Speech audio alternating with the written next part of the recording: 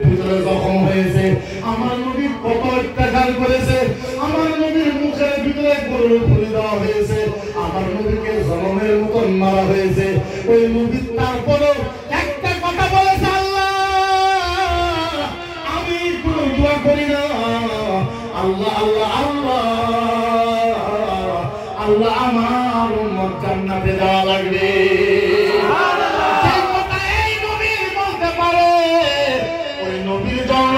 মুসলমানের কথা কোয়া দরকার আছে না? এই নবীর জন্য যদি আমাদের আরো কিছু করা লাগে, আমরা তো করবো না নাই? আমরা করবো না নাই? ও মুসলমান, তাই করে আমার একটা বিনম্র ভাবে অনুরোধ, আমার নবীকে আমাকে বলে উগ্র ভাষণ দেয়, এই আশাদের ভিতরে আমার নবীকে শয়তান কোয়া হয়, আমার নবীকে সামার কোয়া হয়, আমার নবীকে লুচ্চা কোয়া হয়, আমার নবীকে বদমাশ কোয়া হয়, আমার নবীকে গালি দেয়। ও মুসলমান বলে আমার নবীকে গালি দিলে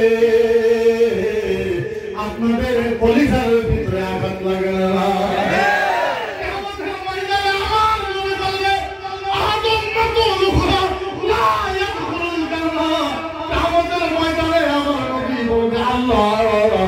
আপনি বেজার হবেন না আল্লাহ, যতক্ষণ পর্যন্ত আমার একটা উম্মত জান্নাতে যাওয়া বাকি থাকবে, আমি মুহাম্মদ জান্নাতের ভিতরে পাও রাখবো না।